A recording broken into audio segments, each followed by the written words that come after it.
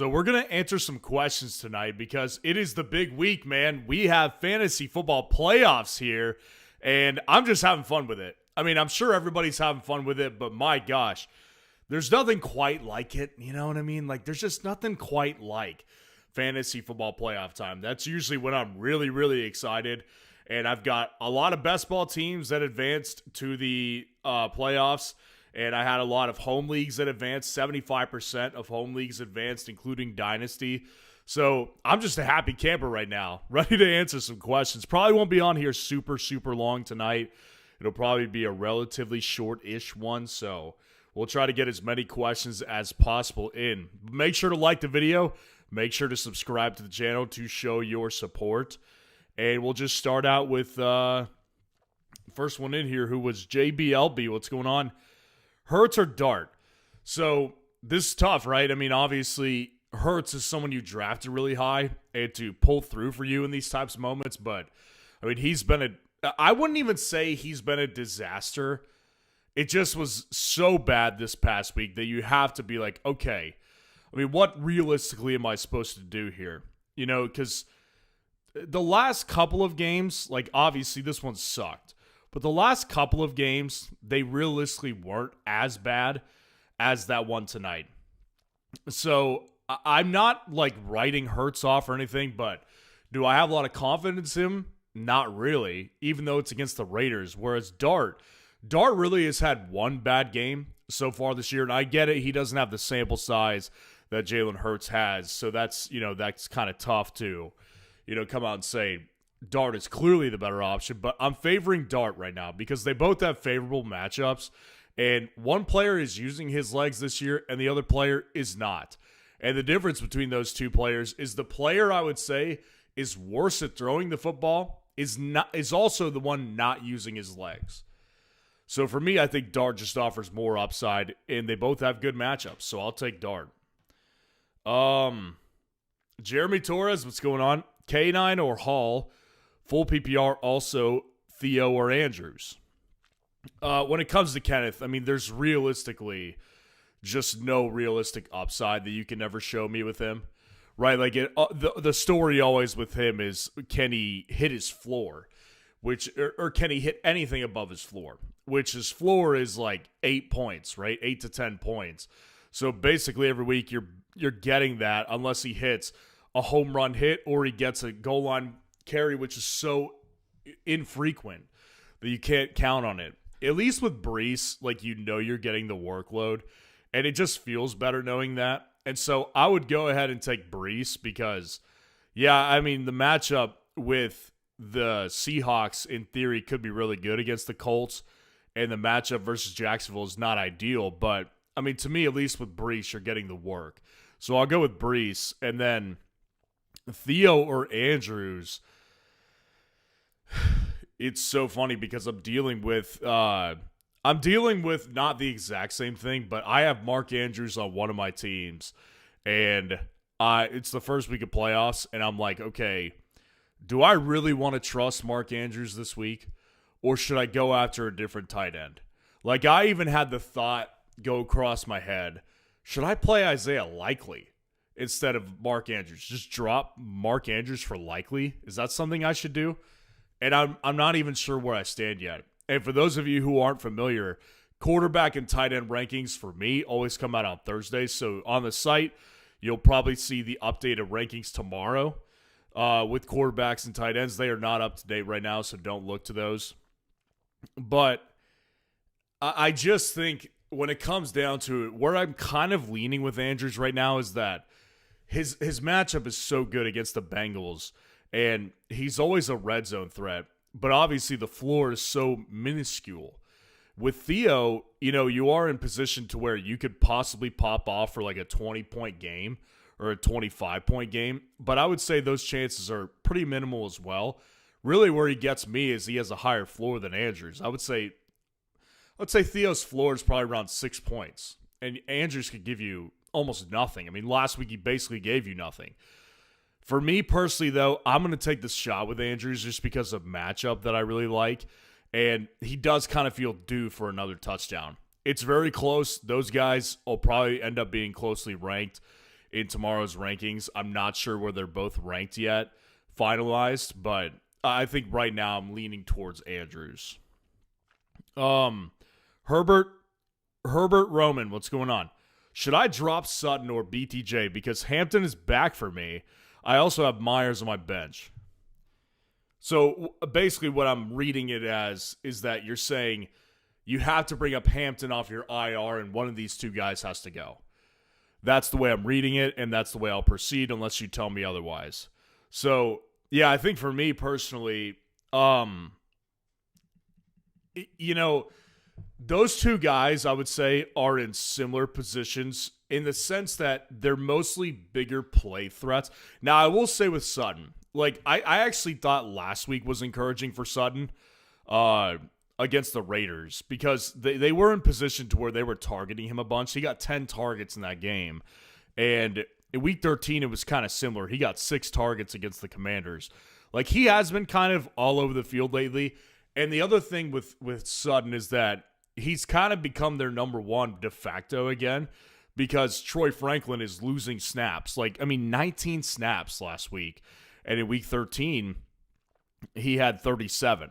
And that was still behind Pat Bryant. So, this has been an ongoing thing. So, I kind of feel like Sutton is regaining a number one role. BTJ, it's just been a lost season. I mean, it's been one thing or another, right? With BTJ at the beginning, he just sucked. And then there was the lack of chemistry with Trevor Lawrence. Then there's the injuries on top of it. Then he's dropping another pass. And then, he's not getting targeted enough. There's been so many issues with BTJ this year. That being said, I do kind of wonder if this is going to hit at the right time for certain people because Jacksonville, the last 2 weeks with BTJ back, he had 6 targets last week, 3 catches for 87 yards, and the previous week, 3 targets, 2 catches for 28. So I am kind of wondering, does this hit at the right time? But if you have to just drop one player, to me, the one whose arrow is pointing up, and I would say the one whose situation I feel like I could trust more is probably Sutton's. Because with BTJ, there has been, you do have Jacoby Myers, and he is, in my opinion, the wide receiver one, not BTJ. So I feel like if I had to drop one, if that's the scenario there, I would drop BTJ. But if you don't have to drop any of them, don't. Don't just drop them to drop them. Like I said, I'm reading the situation in your question as that you had to make a decision one way or the other because Hampton had to come off the IR. So if that's the case, I would drop BTJ. Amazon Pancakes, what's going on? Good evening. Would you start Evans or Egbuka? I have a feeling that Baker may pepper Evans with targets as a welcome home gift. Your thoughts? No, I actually don't think you're out of line to think that.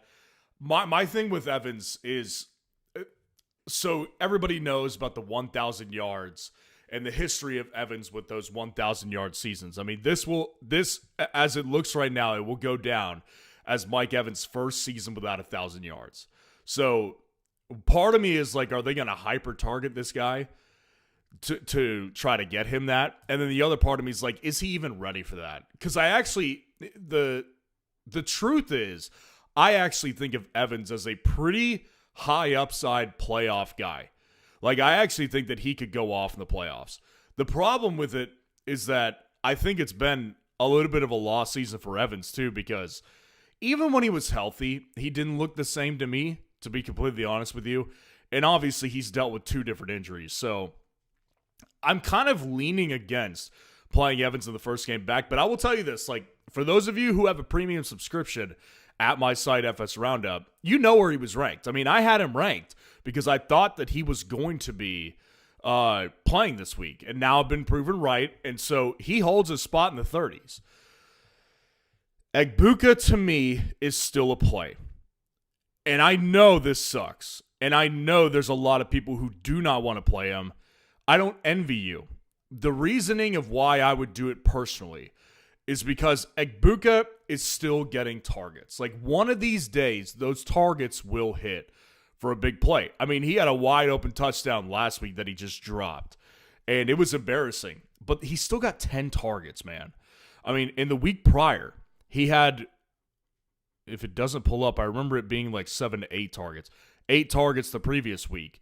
Week 12 against the Rams, 8 targets. Like, he has been just too consistently involved. And I don't think that's going to change. Like, it's not, like, for a great example is like Tez Johnson in that same offense. Tez Johnson went through a period of time where the guy was their big play guy, and he was getting like 6 to 5 targets a game. Those have evaporated. Like, with the return of Godwin, they've evaporated. So he's not reliable anymore.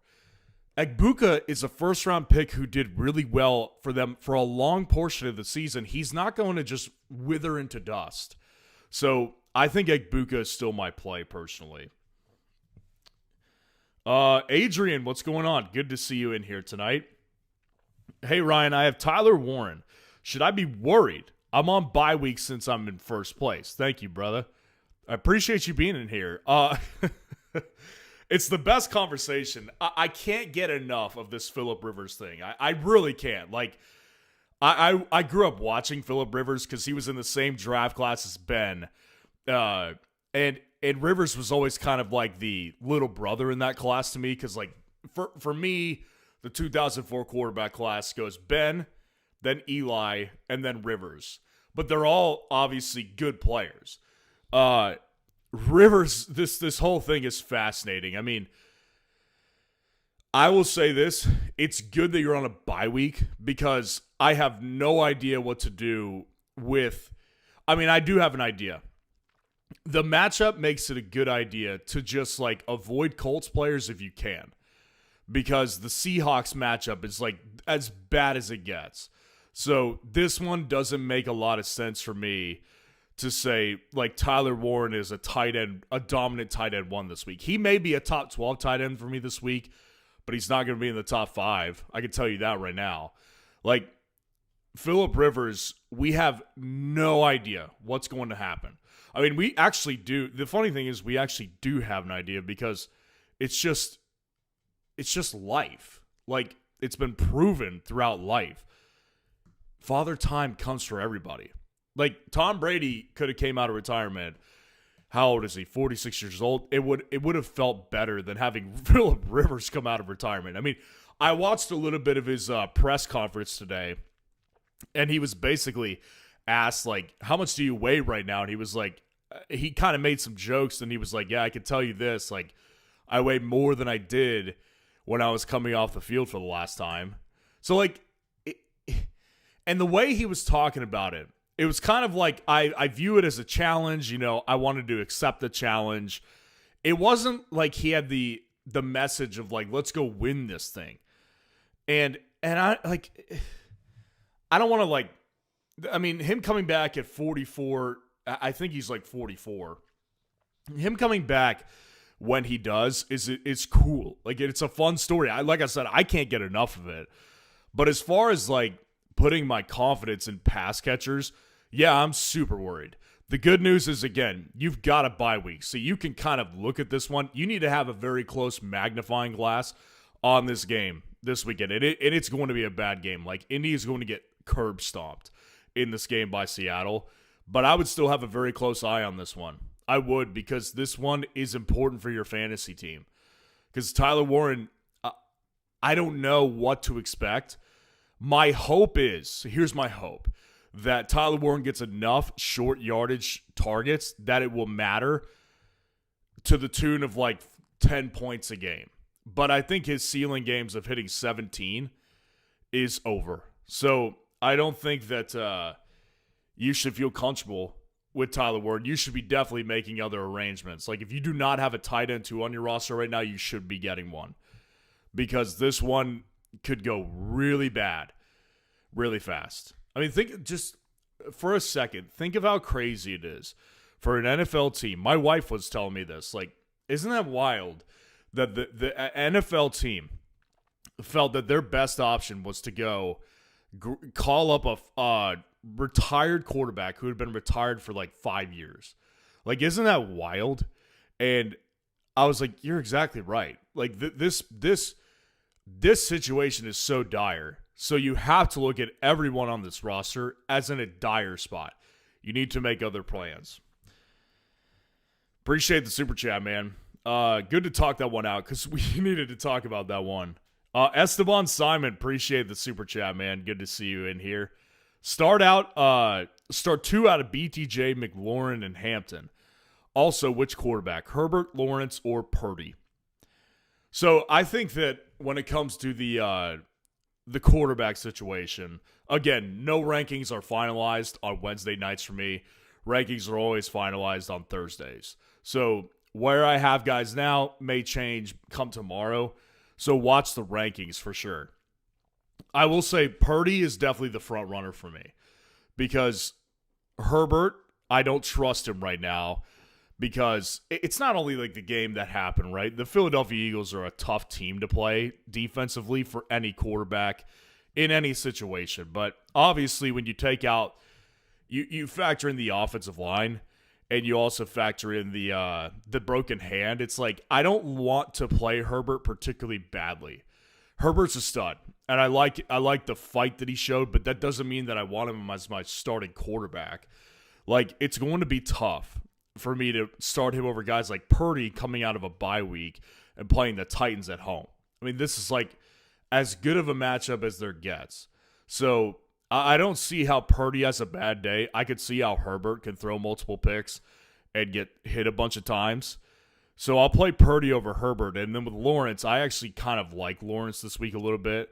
He's taking on the New York Jets. And the thing with Lawrence that really kind of gets me is the rushing upside. Like, the rushing upside has actually been there pretty consistently. Like, he's not going to throw for more than like 250 and like a couple touchdowns, but he could get like 45 yards and a touchdown with it on the ground. So, like, Lawrence actually, I actually view as a pretty solid play. I'm still going to play Purdy because I think that he could throw for 4 touchdowns and like 300 yards. Like, they're going to crush the Tennessee Titans. So, for me personally, I'm going to go with Purdy and then start 2 out of the 3, BTJ, McLaurin, and Hampton.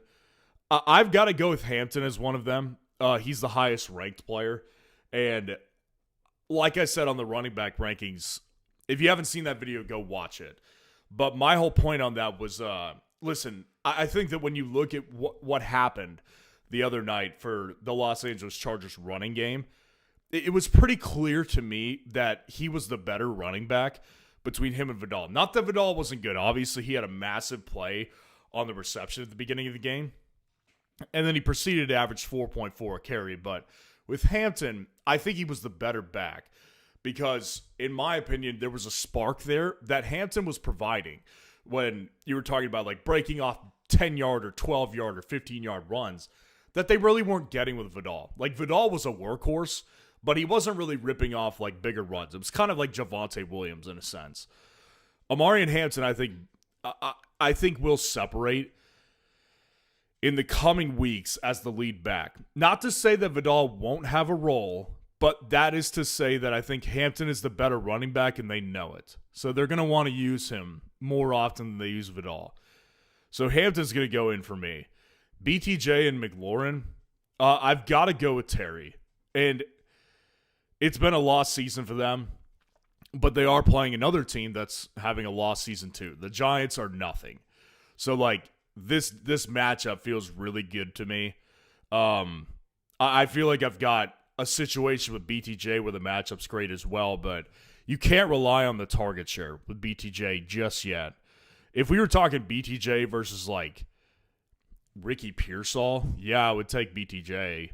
Or, like, BTJ versus Andre Yeshivas, I would take BTJ. But, I mean, with Terry, at the very least, what we know is that he's been effective on his work, and he's getting more than just downfield work. And that's been with or without Jaden. So I'll take Terry, and I'll take Hampton. Appreciate the super chat, man. Senior 1993. What is going on? Dowdle, Hampton, Christian Watson, or Jacoby Myers for flex. And then your next super chat was, how do you feel about starting Texans over Eagles?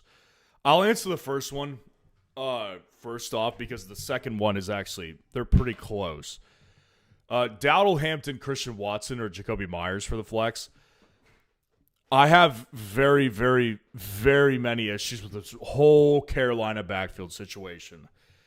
I talked about it on the running back rankings, so go back and watch that if you haven't watched it already, because my whole opinion on it is so.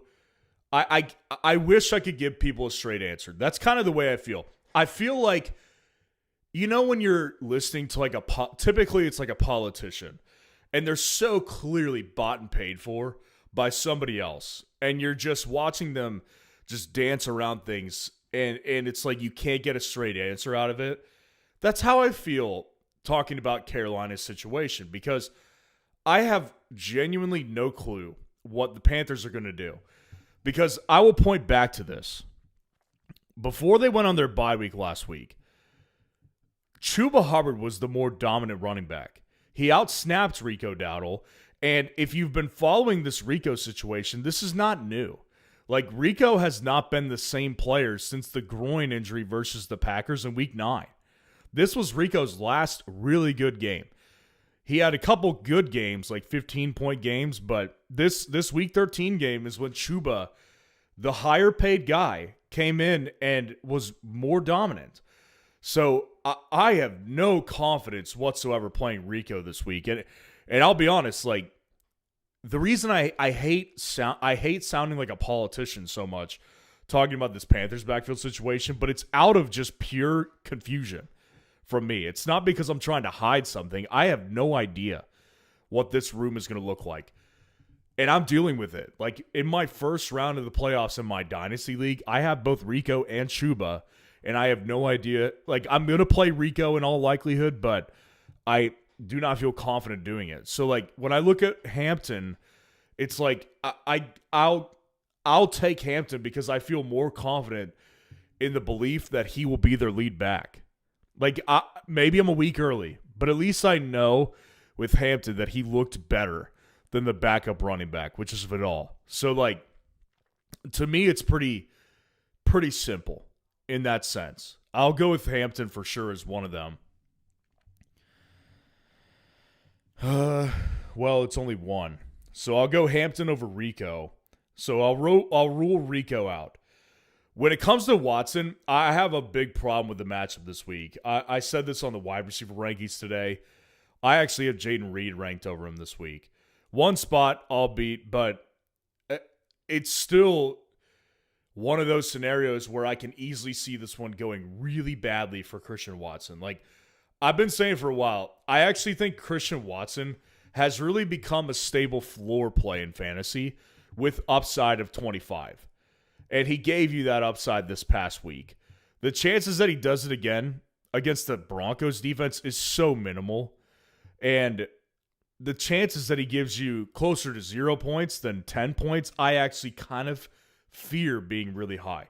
Now, with Watson, there's always the threat of the big play, so that is a factor. But I don't know, man. I just really worry about this matchup. I have a feeling he's going to be on Pat Surtain basically the entirety of the game. Because I would imagine that if you're Denver, you'd rather put Surtain on the bigger threat, which is Watson, rather than putting him on Dobbs. And then, obviously, Jaden Reed, the reason I like him better is because he's a slot player. So, I think, to me, Jaden Reed is a better play than Watson. I would play Hampton over Watson this week, personally. And then Jacoby Myers. This is where I feel like I can confidently play someone I feel like is the wide receiver one. Like, Jacoby Myers, to me, is the wide receiver one in Jacksonville, and he's got a great matchup. Like, there's two things that really coincide here for me. Whereas, like, with Hampton, the one thing I could pick on with him is maybe, like I said earlier, maybe I'm a week early in saying that Hampton is the lead back. Like, maybe there's a chance that Hampton is the starting back full-time next week. Not full-time, but you know what I mean. Like, 80-20 split. Hampton, maybe it's next week rather than this week. So, like, I'm more confident in Jacoby Myers at this point than I am with Hampton, so I'll go with Myers. And then how do I feel about starting Texans over Eagles? They're very close. I mean, they're very closely ranked this week for me. I think Arizona, the only concern I have with the Texans is garbage time. Like, when it matters in the real football game, the Texans will absolutely – they will strangle the Cardinals. Like, their defense will strangle that offense. But Jacoby Brissett has made a lot of money, I think, when next year comes around. I think Jacoby Brissett has made a lot of money in garbage time. Like, he is not a bad player, but at the end of the day, this is a team that's done well in garbage time and not in real football. So from that perspective, that's the only concern I have with them.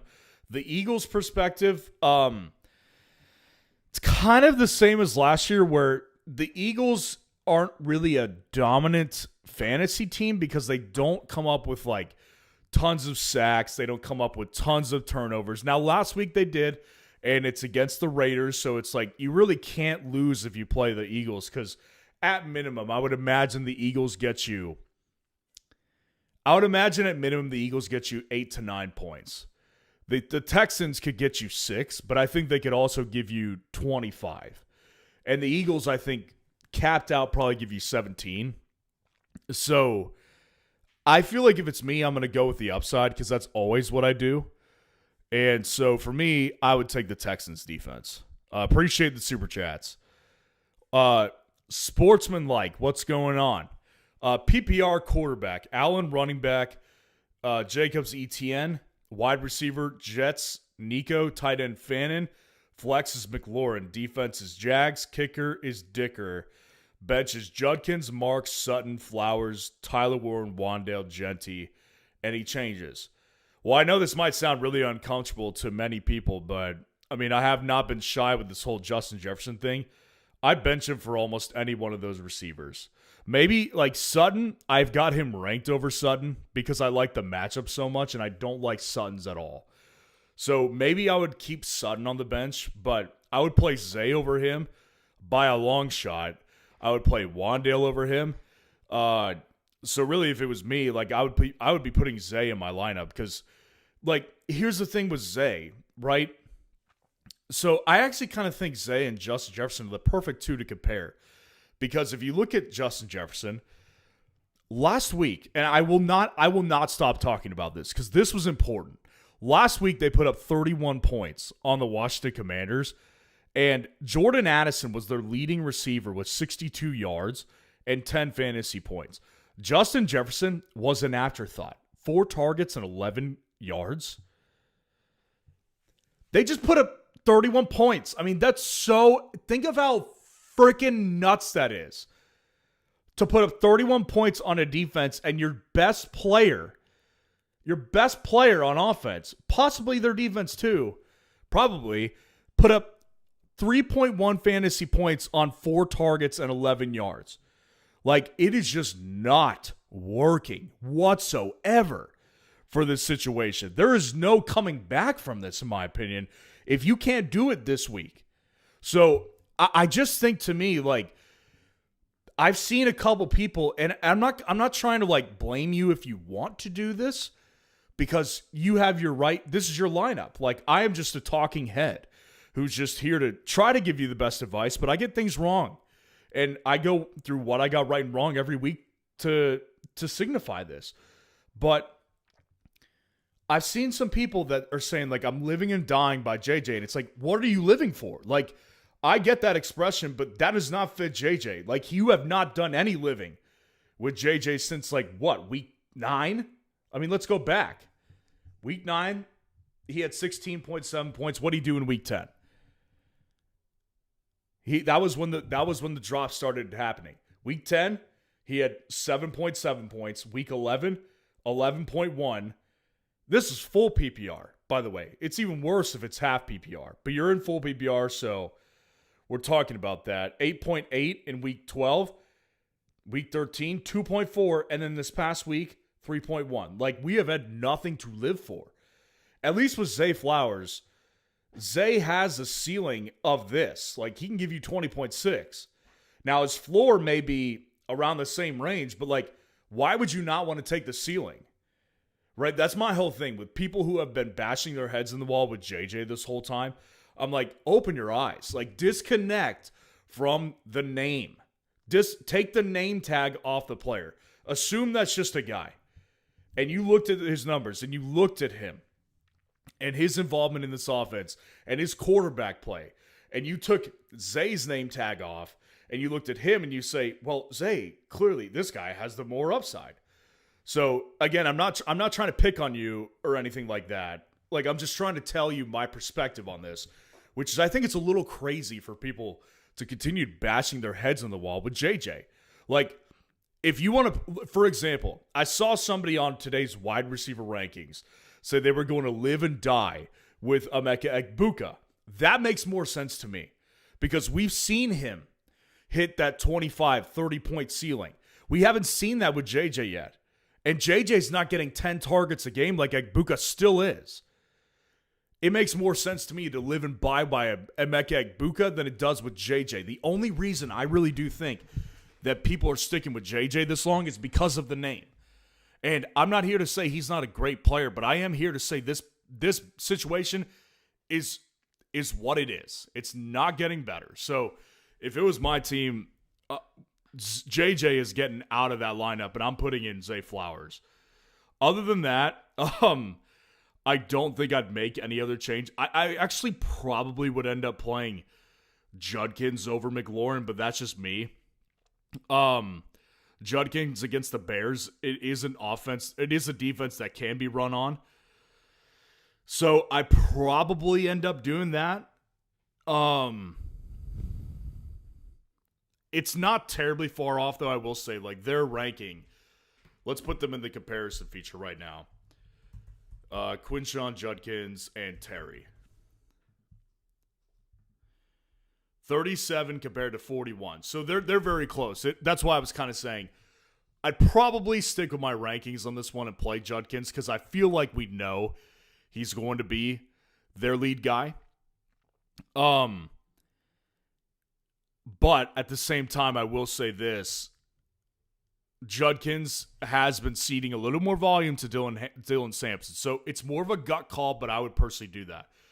But I want to reiterate, I'm not trying to pick on you, obviously. Like, I hope you're not taking it that way for the JJ thing. But for me personally, I think I get a little fired up with this one because people just want to hope on this one. He's had good matchup after good matchup after good matchup, and it's just not working. So I'm not, like I said, not trying to pick on you. I hope you don't take it like that. Appreciate the super chat. And then you also said, also love the channel. Thanks for the great content. I appreciate that. Yeah, like I said, I really hope you're not taking it like I'm trying to insult you. Just I want to be honest with everybody. Like, that's my whole message is like, that's why I was saying I hate sounding like a politician when I'm talking about the Panthers running back room, because it's not because I don't want to answer it. I genuinely have no clue what's going to happen this week with that backfield. But, you know, I just want to be honest with people. Like, that's my whole thing. So I appreciate you being in here, and I appreciate the super chats. Jimbo Fisher, what's going on? Appreciate the super chat. Bo Nix or Caleb, and pick two, Wan'Dale Wilson and J-Mo. It's really funny because I've got a buddy of mine. He sent me his lineup today. I think he's in the second round of his playoffs. And he sent me his lineup today. And Bo Nix and Caleb are both of his quarterbacks. And his other quarterback that he has on the bench in a super flex league is Shedeur. And he was asking me, like, do I bench Caleb for Shedeur? Like, Shedeur went off last week. He doesn't know a ton about fantasy football, so I help him out. So he was asking me, like, you know, Shedeur went off on my bench. Like, should I put Shedeur in over Caleb? He's had a struggle bus for a couple weeks. And I told him, I was like, I need to sleep on this one because I'm not sure if it's Caleb I would put him in for or Bo Nix, because they're so closely ranked right now for me. And like I said, rankings are not finalized on quarterbacks right now, so make sure to stay tuned for tomorrow. The way I'm leaning with this one is with Caleb. And the reason is because Bo Nix has been just, I think there's two competing thoughts with me with Bo right now. Bo's one of the hardest players for me to rank because I think that if you look at what happened with Bo Nix over over the entirety of the season,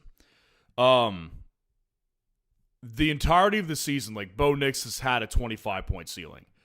Now, he's never been consistent. Like, in fact, he's been more consistently mid than he has given you a 36-point week. Like, but my point is he can. And I said this with Jordan Love last week. The reason I like Jordan Love over Bo Nix, while I view them both similarly, is because I feel like Jordan Love, I can predict it more when it's going to work. Because with Bo, he has hit big games against some of the tougher opponents. So, in Jordan Love, like, he typically does his best against the weaker opponents, which is trackable. So, I think that when it comes to Bo, I look at him as this play who could easily backfire on me telling people to sit because he has done really well against tough opponents. But I think what's leaning me towards Bo is the trend lately, like the last month.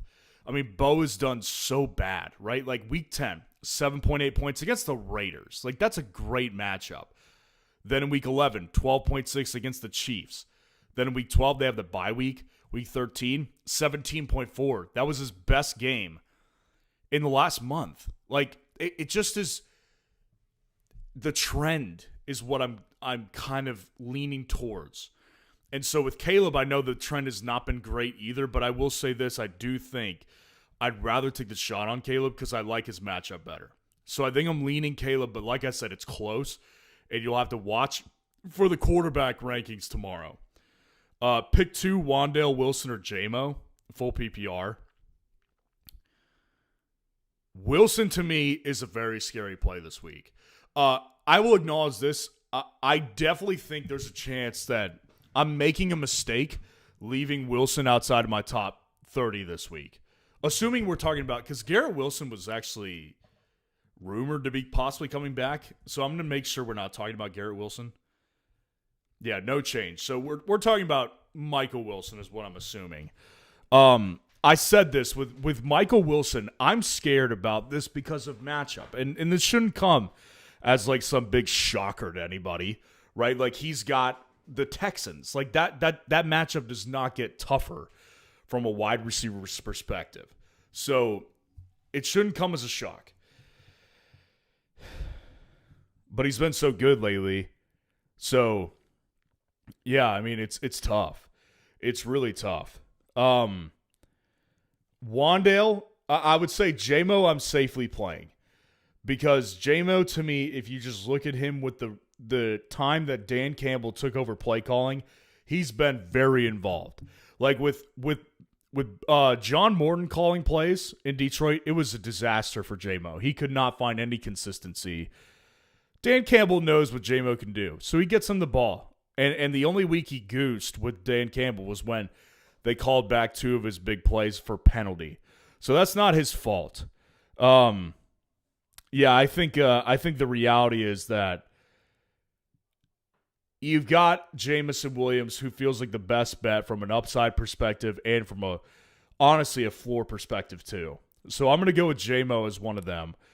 Wan'Dale versus Michael Wilson, I think to me, like, Wan'Dale is just a better upside play. Or not upside. I think he's a better floor play. Like, and with Wilson, I get it. Upside has been amazing these last several weeks, but I think it's situational. Like, the Texans are not like most defenses. This is an elite unit. I cannot say this and stress this enough. The Seahawks are a better fantasy defense. I'm not sure they're a better overall defense than the Texans are, though. The Texans' defense, top to bottom, from an NFL term, is unbelievable. And I don't think you could compare the Rams' defense, who he played last week, to them. So I just think, man, it's tough to bench Wilson, but I'm going to do it this week. If it's me, you have to look at matchup. You have to look at matchup at this time of the year. And Wan'Dale, while his upside is not tremendous, I think his floor is really safe, and I don't think his upside is terrible against the Washington Commanders this week. So if it's me, I'm going Wan'Dale, and I'm going J-Mo. Appreciate the super chat. Snoopy Stepbro, what's going on? Ignored your advice and effed my last 2 weeks. I mean, listen. Meaning you should have listened. Yeah, I get what you're saying. Listen, I really do think that I come on here and I say this a lot. You know, all I am is a talking head. Like, I am in reality just a guy who loves to talk about football. That's like the foundation of the channel, is that this channel would have never been a thing if I didn't love what I was talking about. Now, of course, like, I'm not going to act like I don't have knowledge. I do. Like, I don't have intimate knowledge of teams specifically and what they're doing, but I mean, I've played long enough and I've won enough to know what I'm talking about to a point. And all I can do is guide people to their answers. But I mean, Snoopy, if you've been with me for a long time, you know I've been wrong too. You know, like I am wrong just as often as I'm right. Michael Jordan, I think, was who said, like, you miss who said this? Like, it's been tossed around so many times I forget who said it. You miss 100% of the shots you don't take. Right? So it's like, I'm not much of a basketball guy, but Kobe Bryant, he had like one of the worst field goal percentages of all time, right? Am I getting that right? Basketball fans, let me know.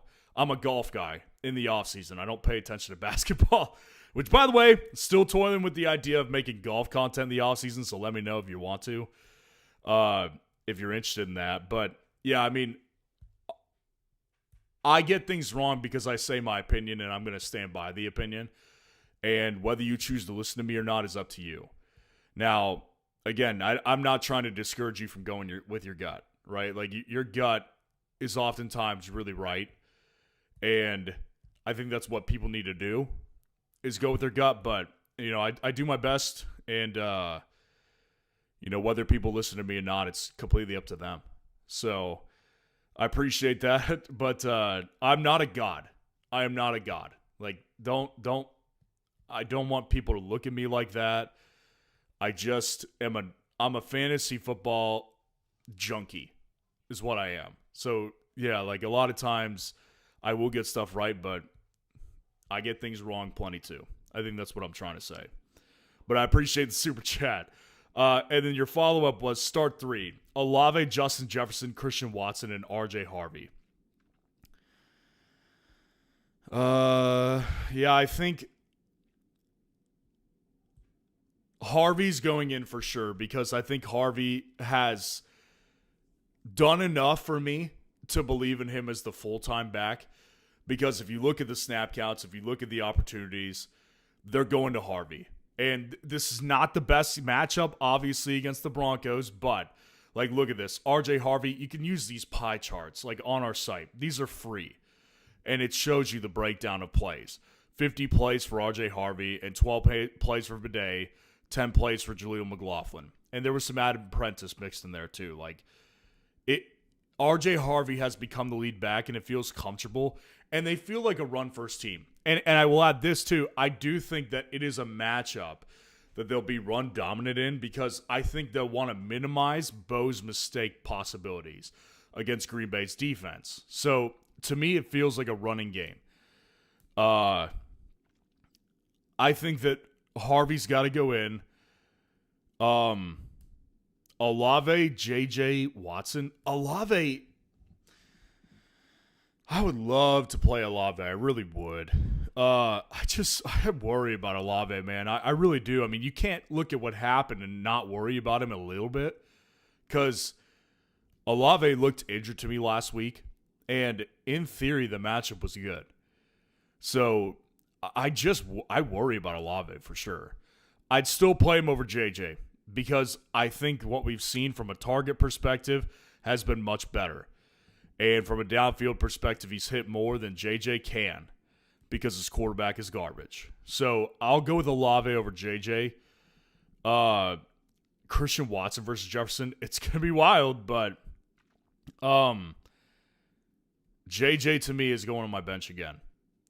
Watson, I hate the matchup this week, and I love JJ's matchup, but at the end of the day, I'm going with a guy who has been consistently more reachable down the field, has bigger play upside, and his quarterback is not a pumpkin. So I'm going to go with Christian Watson. Appreciate the super chat. Next up, we have Masson HD 777 or Matchin. Appreciate the super chat. JT for Bucky and Rico or Warren. Ooh, we're talking trade questions still. Huh.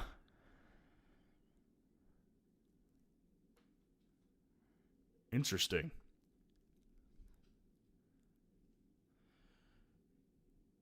Oh, man, that's tough because, I mean, weeks ago, if you would have asked me this, I would have said no chance, right? But, I mean, this is so hard for me because, again, we don't know what we don't know about this Colts situation. And I'll be honest with you, there feels like there could be more of a resurgence and a redemption campaign for JT than there can be for the pass catchers, right? Like Alec Pierce, to me, for example, is done. Like Alec Pierce is a downfield threat, and Rivers will not push the ball further than 25 yards, it feels like. So Pierce, to me, is like an easy done. The guys that I have confidence in, I actually think Josh Downs is going to have a resurgence with Phillip. And JT very well could because he could catch a lot of checkdowns. He could. So for me personally, like JT, sending him away for, while I like Bucky a lot, sending him away for a guy like Rico in addition feels reckless. Because with Rico, we don't know what's going on with that backfield. He could become the backup really quickly again. And Bucky is just not reliable to make it through the entire stretch because of injury. JT, I'm reluctant to do it because I think that JT is a guy that can still come and give you 20-point games if he gets targeted into oblivion. So this is one of those, like, this shouldn't surprise people. At the beginning of the year, I said, Bill Krosky, I'm not trading him. Now, that was a bad mistake. I should have told people to trade him because you got nothing for him. He's worthless now.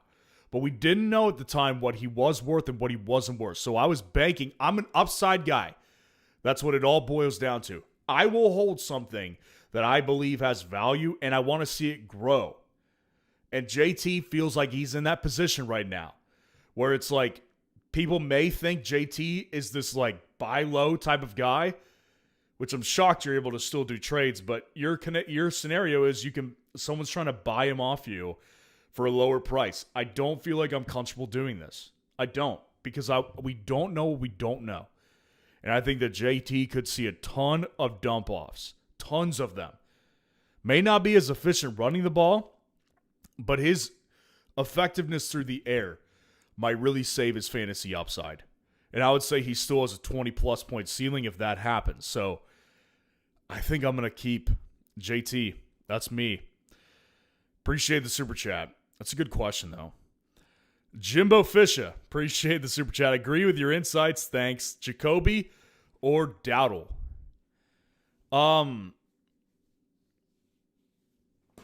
Jacoby, for me, is one of those guys that I feel like I can trust more.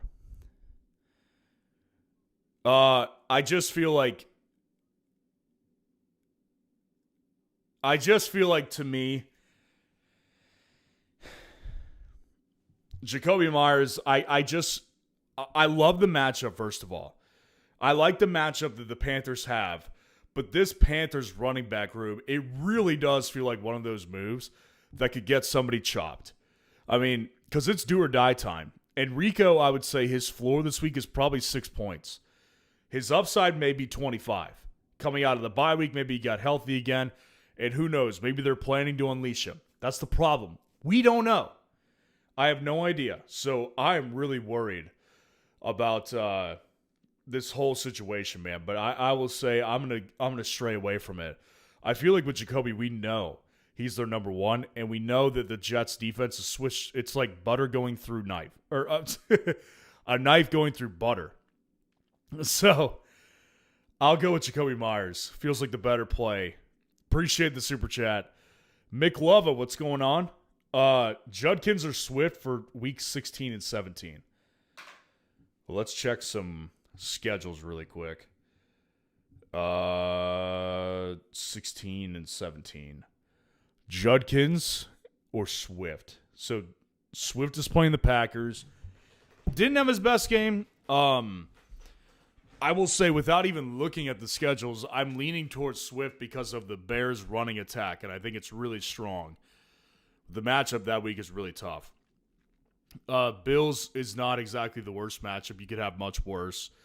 So, matchup perspective, QJ wins in Week 16. Week 17, the Bears are playing the 49ers. I love that matchup. And the Browns are playing the Steelers. Two really good matchups. So I would say QJ wins the matchup battle between the two, but I'm going to go with Swift. And I know that sounds kind of weird because QJ, in theory, is like the guy who...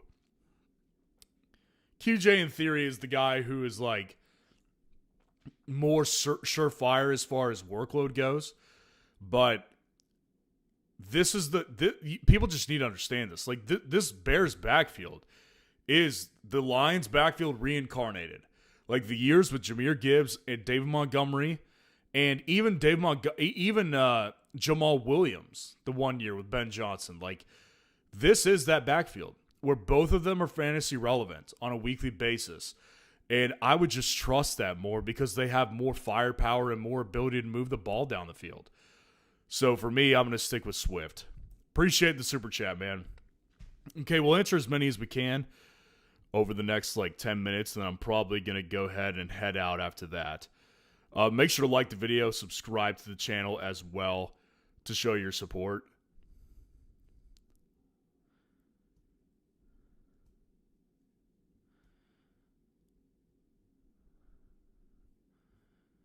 Okay.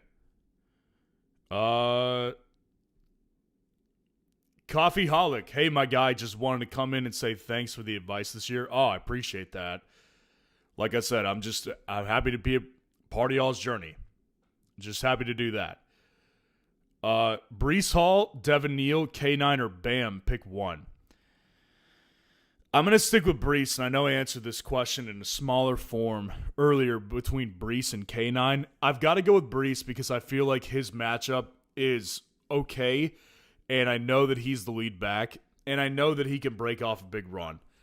Devin Neal is interesting this week, I will say, because matchup in theory is not terrible. I actually don't think the Panthers matchup is as good as people think it is, but ultimately, I just think that Devin Neal is not exactly like a needle mover.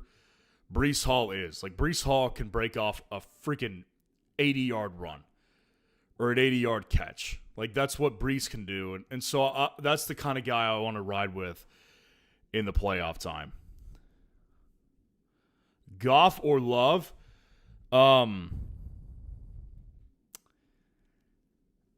Yeah, right now I'm leaning towards Goff.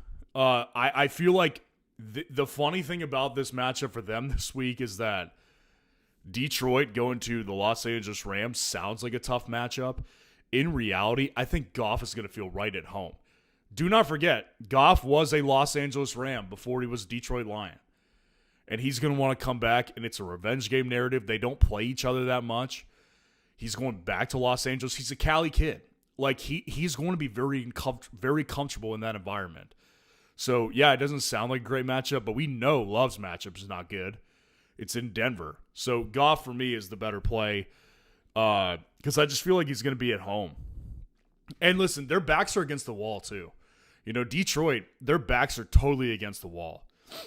So, yeah, for me, Detroit, I'm going to bank on them having a better offensive day, so I'll go Goff. My name is Johnny Lee. What's going on? 14-0. Let's freaking go. 12-man Hurts, CMC, Achane.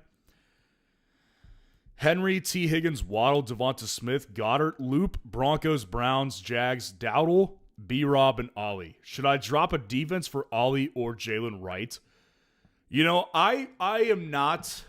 At this time, the funny thing is I typically advise people to not have more than one defense on their roster at the same time.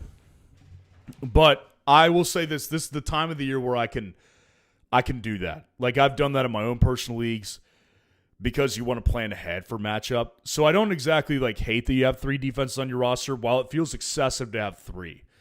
So if you've got Achane, which you do, it just feels a little irresponsible to not plan for that. Because here's the thing. This isn't a Sunday noon game, right? Like, this is one of those personal situations where you have a Monday night game. The worst possible time to have an injury designation is where you have Achane. And you've also got this situation where if you're in a competitive league, you have people who may be looking at Jaylen Warren or Ollie Gordon and saying, I could really screw with this guy and play keep away and just pick him up so he can't have him. And if Achane misses the game, then he's fricked. So it feels a little irresponsible as a fantasy manager to not have one of those running backs. I would personally pick up Jalen Wright, and I would drop the Browns defense. They're playing Chicago this week, and I think you could pick it back up. I mean, the Browns honestly are getting worse. Their defense is not as good as it was 6 weeks ago for fantasy. They had, in our opinion, one of the best offensive matchups to play last week, and they were dominated. They were dominated at home. At home. That was a week where Myles Garrett should have had 4 sacks, and they were obliterated. So I think the Browns are the weakest one for sure. So yeah, I think it's a little irresponsible to not have one of those 2 Miami running backs to back him up. And my preference based on last week is going to be Jalen Wright. Appreciate the super chat. Okay, we'll answer a couple more.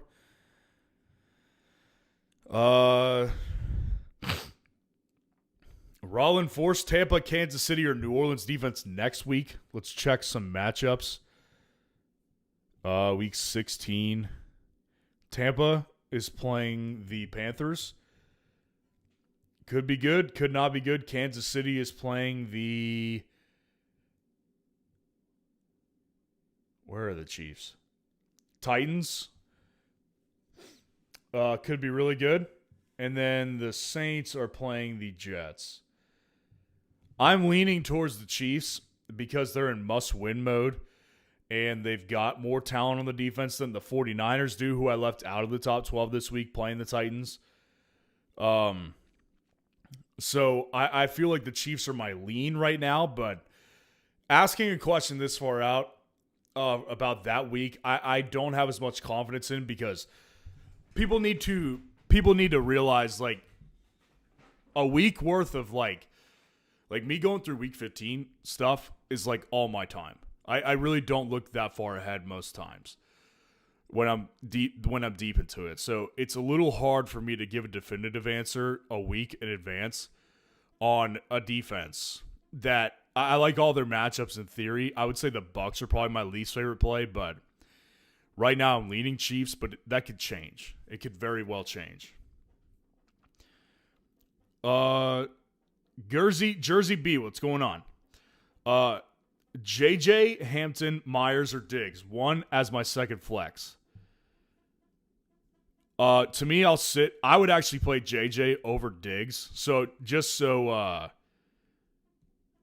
people know, I'm not completely out on just Jefferson this week. Yeah. Very, very, very much feeling like I have to overcompensate a little bit with Justin Jefferson right now because I don't hate him, but I don't love him, that's for sure. So I would play JJ over Diggs because Diggs has just been too inconsistent. Myers and Hampton, I would definitely play either one of those over JJ, so it's not going to be JJ.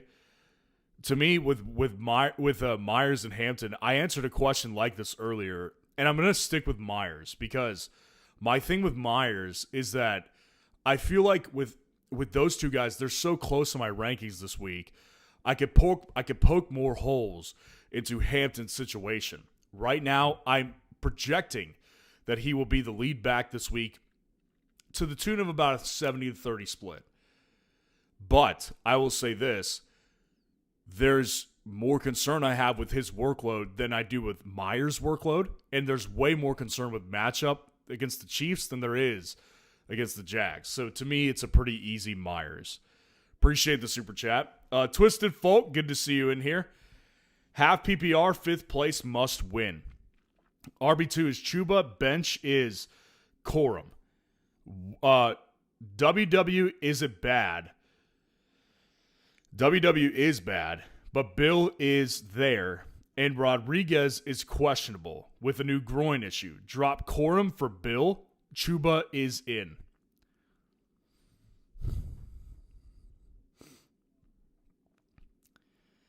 I think for me, I'd rather just hang on to Corum because Corum to me has long-term value for the rest of the season, whereas Bill, like we've seen Bill in starter position. Like this is not a new position for Bill. We've seen him with starter opportunity. They're bad. Like they are such a bad team, and Bill has not been a bright spot at all. Like Bill has had no games you could point to this year outside of one where he has looked really good. And we're so far down that road where it's like I have no idea where people could get like confidence to put Bill back in the lineup. I get it. Opportunity opens up. You want to take advantage of it over someone who could be in a backup position. But I said this with Carolina a lot already this live stream, and I said it earlier today on the running back rankings. My position on Carolina's backfield is I'm scared, but it doesn't mean I don't want to play either of them. In certain situations, I would play either one of them. This, to me, is a situation I'd rather play Chuba with uncertainty than I would rather play Bill with the certainty that he could be the lead back because Jeremy McNichols is there. He's been used more often than Bill has lately. Like, let me just show you. And again, these numbers are free on our site. Bill last week had 10 snaps against the Vikings. McNichols at 18. So, like, Bill is not exactly, I get it, 7 carries on 10 snaps is fine, but Bill is not exactly, like, their second best option by far. McNichols has been way more involved and on the field than Bill has over the weeks. So, to me, I would rather hold on, because letting go of Corum just does not make it okay for me. I'm out of the playoffs if I lose, so I'm isolating this week, or I wouldn't even consider it. I see what you're saying. That makes more sense. That's interesting. Yeah, I was under the assumption you were in the playoffs this week. I will take your advice and roll Chuba and keep Corum in case I make it. You make sense fully. Yeah, I get your point. I'm glad you added that in for context because it does make sense when you put it like that, but it still comes down to the fact that Bill stinks. And he's not, and they know it. Like, they know it. Bill has had such a bad year based on the hype, and they know that he's bad. So all of a sudden, like, you look back on it, and hindsight's always 20/20, but you look back on it, and you're like, man, it makes a lot more sense now why they didn't just roll Bill out right away. Because he's not very good. So even if I wasn't in that position and I was already locked in the playoffs, I still probably wouldn't do it. So that's just me. Appreciate the super chat. G Medina, what's going on? Good to see you in here. Half PPR, Jennings, Watson, McLaurin, or T. Higgins.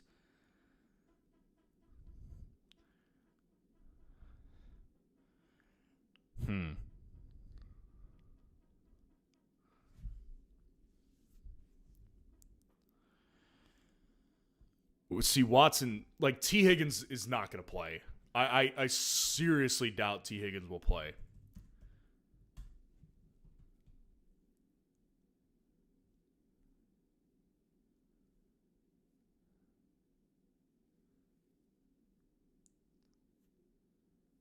There's just no way.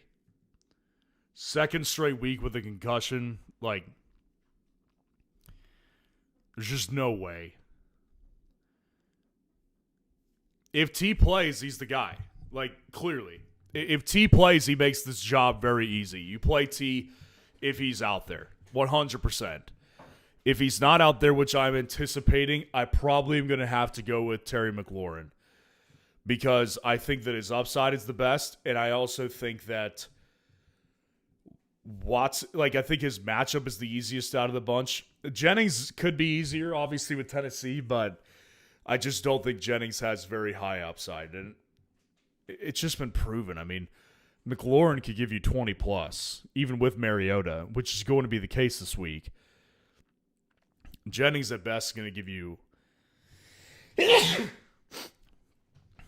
excuse me. Jennings at best in a half PPR will give you 15.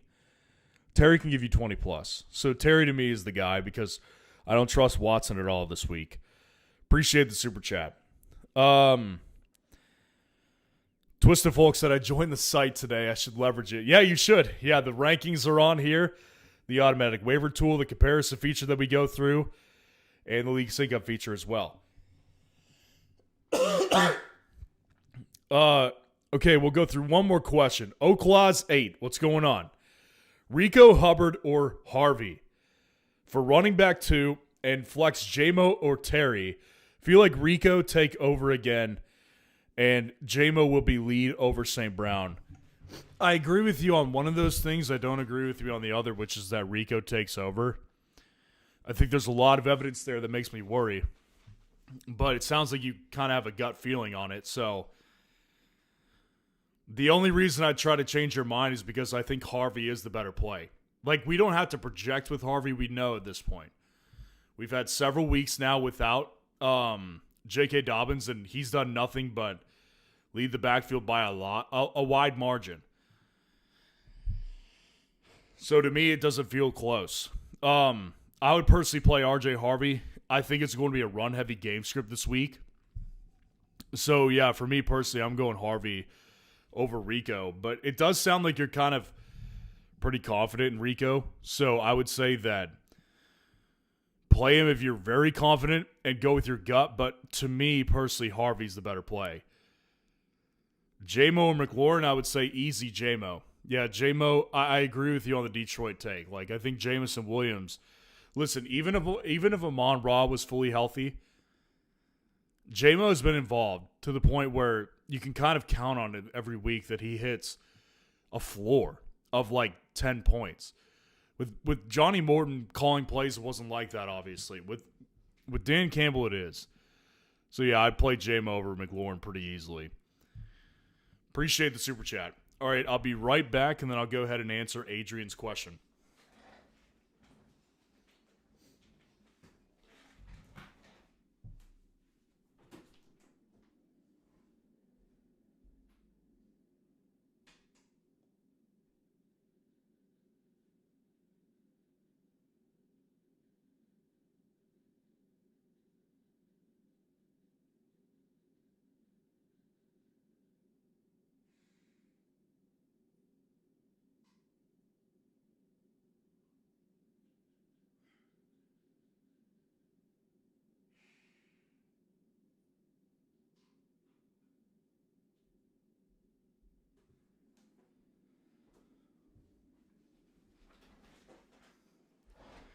All right. Adrian, we'll probably end on you. If Tyler Warren doesn't work out, which tight end to stash? Goddard, Loveland, Gadsden, Schultz, Njoku, Ingram, likely Barner, Knox, Musgrave, Kmet, and Andrews, and Gesicki. So you've got options. I mean, this is not a weak group right here.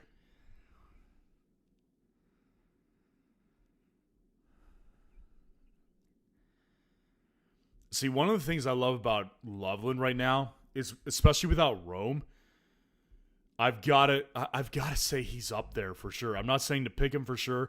I'd pick him over Gadsden so I could rule him out. I'd pick him over Njoku. Njoku to me is done. Ingram to me doesn't have the upside.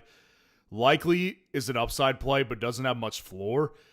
Barner is an upside play, doesn't have much floor. Knox, Musgrave, Kmet, and Andrews. Knox, Musgrave, and Kmet, they feel like backups with limited opportunities. And I know Musgrave's not a backup necessarily, but the opportunities still feel limited. So, yeah. I feel like I can whittle it down to Andrews, Goddard, Loveland, and Schultz. And I would say I'm going to lean with Goddard. But the good thing is, I will say this. You have a week off, right? Adrian, I know we answered your question earlier about Warren, and you said you were on bye this week. The good news is that you have a week, so you could pick up Goddard for now. And then you could see what happens over the next week. We can reassess matchups next week and then make a better decision. Because you've got a big enough pool here. Like, if your decision was between Goddard and Loveland or Goddard and Andrews, and those were the best two guys by far on the market, I would say, okay, we got to get this right. And not that we don't have to get it right now, but my point is you have breathing room. And the way I lean right now is Goddard, because I think he's been involved more consistently in that offense than the others on a weekly basis, and he has highest upside. So Goddard to me is the best addition right now, but that could change. And luckily, we have a week for you to decide. So I'm leaning Goddard now, but we can revisit that one next week. Appreciate the super chat. Before we get out of here, I wanted to address this. I saw this. Sergio? Where are you, Sergio? Where are you? Sergio said something very nice. I saw a comment from you, Sergio, about a success story you wanted to share on the site, using the site. So I appreciate that. And definitely, I'll read through that email. Okay, I just emailed you a waiver wire tool team breakdown success story if you want to check it out. Genuinely clinched the number 1 seed after last week thanks to the site. Well, Sergio, I appreciate that input and I appreciate the feedback. I'm excited to read that email for sure. And I'm very happy we could be a part of the journey. That's what we're trying to do. We're trying to make everyone win a title this year, and we're not going to stop until everyone does. So I appreciate getting that message right there. Twisted Folk also said, I voted on polls earlier and definitely like the design of the site. I'll be more active there next year. 6 leagues this year, and I'm top 2 in 4 of them. Rankings Access Plus next year will rock. Appreciate you guys supporting, and I appreciate that we're able to give you the value that you're coming here for. So, love seeing those messages. Love you guys, and we'll talk tomorrow, guys. I'll see you tomorrow. Peace out.